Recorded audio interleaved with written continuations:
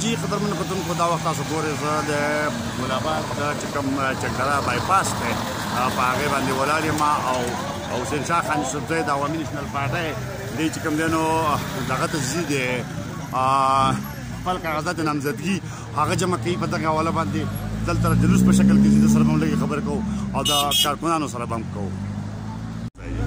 قدرمن کتونکو دا تاسو ګورئ د ګلاباد چکدره بایپاس ګلاباد ته چې کوم ځای دی هلته زه ولاړ یم او دلته کې د عوامي نیشنل پارټۍ مرکزي نایب صدر چې کوم دی حسین شاه خان یوسفزی د اینې چې دپاره د دوی انتخاب کړی دی پارټۍ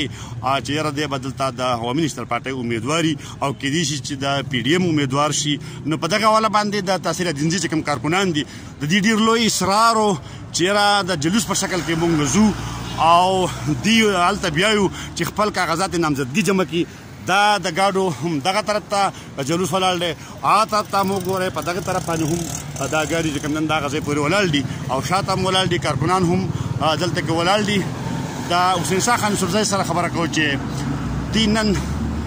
په دغه حواله باندې څه وایي. جی خان جی خان اول خو ستا او د ټیم د ملګرو ډېره زیات شکریه ادا کوم،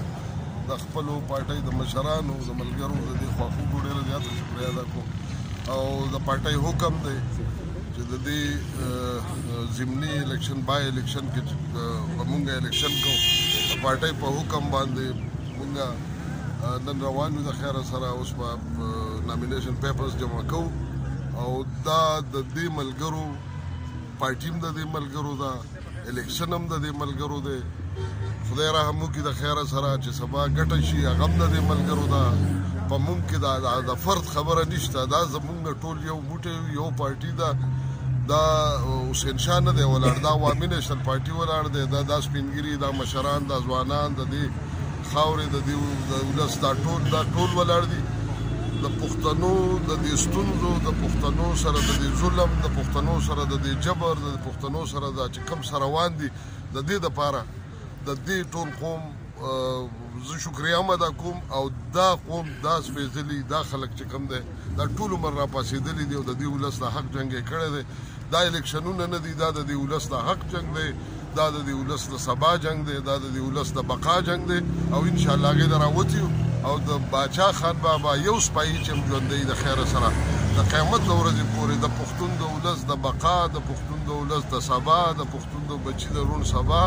دا جنګ او دا جدوجہد چې دی دا به جاري. خو زه د خپلو ملګرو نه دا ډاډ هم ورکوم او مبارکي هم ورکوم چې د خیره سره پښتون اوس د ډېر حده پورې چې دی په خپلو حقونو هم پوه شوی دی، په خپله ستونزو هم پوه شوی دی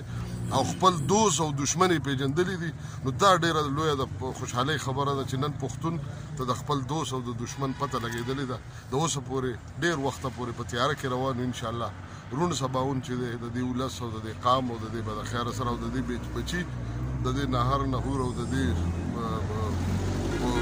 وینو کې لړلي بچي او د دې وینو کې وینو په غوښو الوتو بچو چې دی د خیره سره او د دې تور سرو د لوپټو او د دې سپینګیرو د پټکو به د خیره سره موږ تپوس کوو انشاءالله.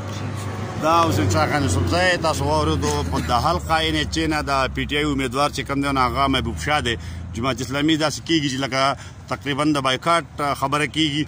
جے یو آی چې کوم د هغې خپل کینډیډیټ نه ودرئ. د مسلم لیګ نن نه د فاروق اقبال اعلان شوی دی او